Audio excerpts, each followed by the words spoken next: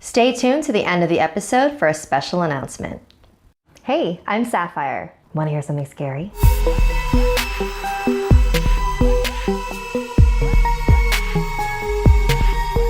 If I were you, I'd lock my doors before listening to our final chapter.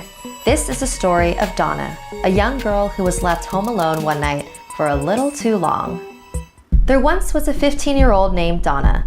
Her mother died when she was very young, and it was just her and her dad ever since, living in a peaceful suburb. They had grown incredibly close over the years. They would always know what the other was thinking, and even feel when the other was near. Some joked that they were psychically connected. One morning, Donna and her father were having breakfast. "I've got a meeting later today," he said.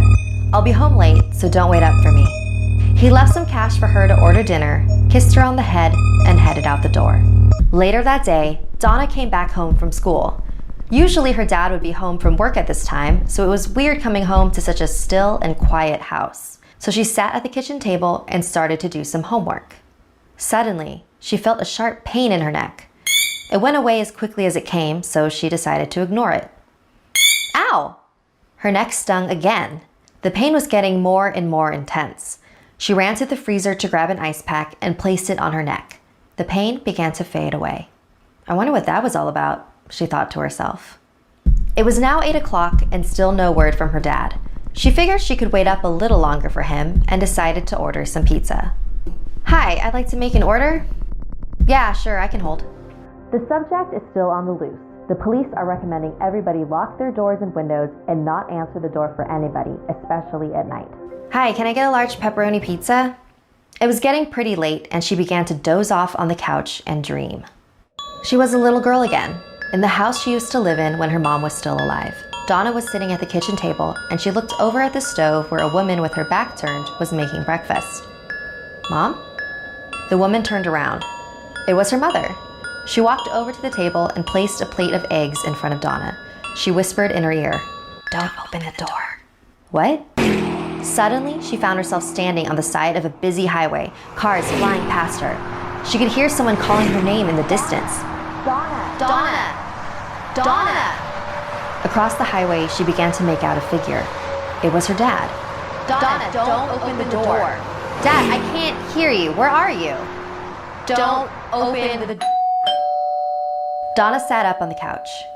What a weird dream. Felt so real. The doorbell rang again. "Oh, my food's here."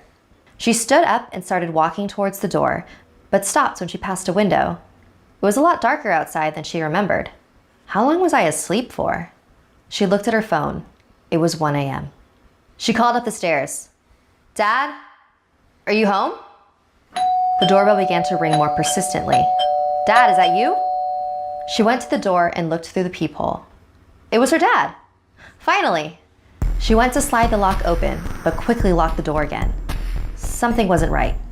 She didn't have that feeling when she knew her dad was nearby. Then she remembered her father's voice from her dream. "Don't open the door." She looked through the peephole again. "Dad, are you okay? Did you forget your keys? Is someone there with you?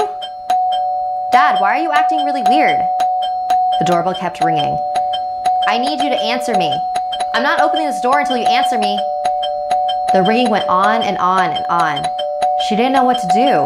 Eventually, she collapsed on the floor in tears and ended up falling asleep next to the front door to the seemingly never-ending bell.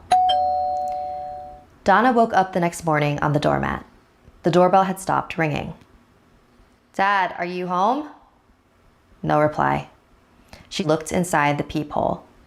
Her dad was still there, staring at her just as he had the night before. She carefully opened the door and froze. Her father's head stared back at her. On the ground was a note. "I know you're all alone now." Thanks for watching. Do you have any ideas for future volumes? I'd love to hear them in the comments. Want something scary for your phone? Make your home screen haunted with our new wallpapers available to download now for free. And for a limited time, you can now purchase a Something Scary poster.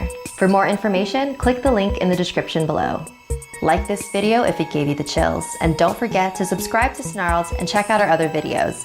And if you dare to follow me, my links are in the description below. Until next time, sweet dreams.